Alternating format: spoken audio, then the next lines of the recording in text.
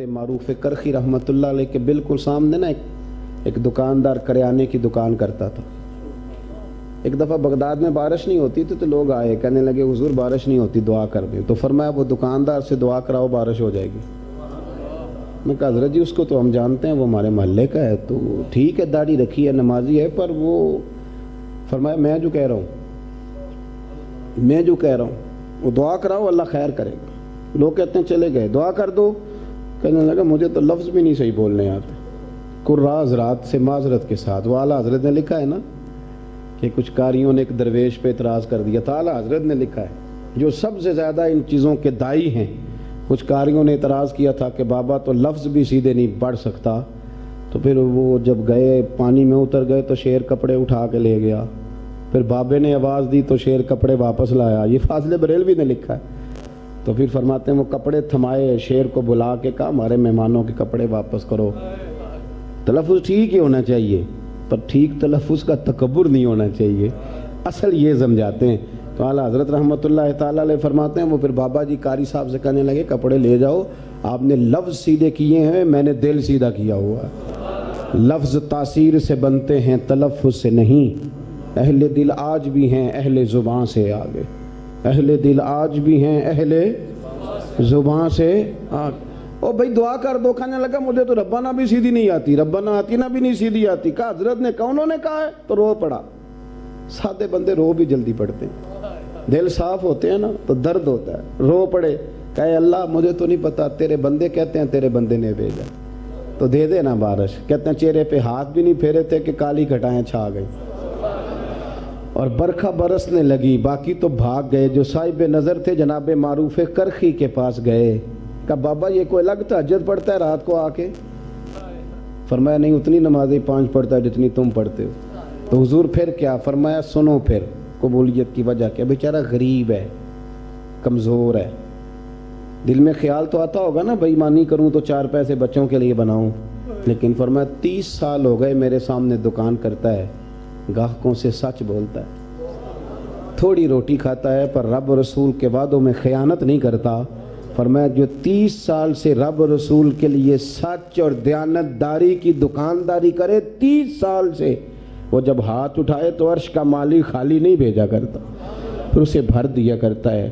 اپنے رویوں کے اندر حسن اگر آپ لانا چاہتے ہیں تو پھر اس میں ٹھہراؤ ضروری ہے، پھر اس کے اندر طمانینت کی ضرورت، خوبصورتی پیدا کریں، سچ بولیں، دیانتدار بنیں۔ اور جوانوں سے بالخصوص کہوں گا کہ اپنے لب و لہجے کے اندر اس قسم کی حقیقت بیانی پیدا کریں کہ یہ پتہ ہے آپ کو حدیث ضعیف کون سی ہوتی ہے؟ ضعیف حدیث وہ ہوتی ہے جس میں کوئی ایسا راوی آ جائے جس کا پتہ کوئی نہیں، جو مرضی بھی کہہ دیتا ہے۔ یہ نہیں کہہ سکتے کہ یہ اس نے جھوٹ بولا ہے، لیکن وہ جوں بھی چونکہ بات کرنے کا عادی ہے تو ہو سکتا ہے کہ اندر کو بات اپنی، تو راوی کچا ہو تو ساری کی ساری چیز کمزور کر دیتا ہے، تو آپ کا کاروبار بھی کمزور ہو جائے گا۔ دنیا میں وہ لوگ غریب نہیں ہوتے جن کے پاس پیسہ ختم ہو جاتا ہے، وہ تباہ ہو جاتے ہیں جن کا اعتماد اٹھ جاتا ہے۔ لوگ کہتے ہیں یہ بد اعتماد آدمی۔ اپنے آپ کو ہمیشہ ٹھیک رکھیں۔ نماز آپ کو نا جوان رکھے گی، سجدہ ایک طاقت کا نام ہے، پر مزیدار کر کے کریں۔ اور دوسری بات، شادی اور بیاہ، چونکہ ہمارے بھائی کی شادی ہے، یہ بھی ذہن میں رکھیے گا کہ شادی حضور نے فرمایا میری سنت ہے، النکاح من سنتی، فرمایا نکاح میری، تو کس کے طریقے کے مطابق کرنی چاہیے؟ بولیے۔ میں تھوڑا خشک ہوں، کبھی کبھی غصے میں بھی آتا ہوں، لیکن کم ہی آتا ہوں۔ جب آتا ہوں تو پھر اپنے سنگیوں پہ غصہ کر ہی لیتا ہوں۔ تو ایک ہمارا سنگی ہے تو اس کو میں نے بڑا منع کیا، میں نے کہا شادی پہ ڈھول چھول نہ بجانا، لیکن آپ کو پتہ ہے کوئی نہ کوئی لوگ کھڑا کر ہی لیتے ہیں، کبھی پھوپھی کھڑی کر لیتے ہیں، یہ نہیں مانتی، کبھی چاچا کھڑا کر لیتے ہیں، یہ نہیں مانتا، کر لیتے ہیں کسی کو، اپنا ارادہ ہوتا ہے نا سارا کچھ کرنے کا تو کھڑا کر لیتے ہیں۔ انہوں نے ڈھول چھول بجا لیے، تو اللہ تعالی ہم سب کو محفوظ رکھے۔ تو کچھ دنوں کے بعد فیملی میں فوتگی ہو گئی، تو کہنے لگے کول شریف کا ختم ہے، تو میں کہ بجاؤ بینڈ باجا۔ ہاں کہ یہ کیا تماشا ہے کہ جب آپ کے گھر میں افسوس ہوا تو پھر اللہ رسول کا نام لینا؟ رب رسول سے صرف دکھوں کا رشتہ ہے، سکھوں کی باری آئی تو یہاں تماشے لگیں گے، ناچ گانا ہوگا، یہ شیطان کے ساتھ تعلق داری ہوگی؟ یہ کیا بات ہوئی کہ مجھے چاہ بڑا ہے؟ تو اگر تجھے بڑا چاہ ہوتا نا تو پھر تو آج مصطفیٰ کے نام کی نعتیں پڑھتا۔ ہم تو چاہ کہتے ہی اس وقت ہیں جب زبان پہ نعت جاری ہو جائے.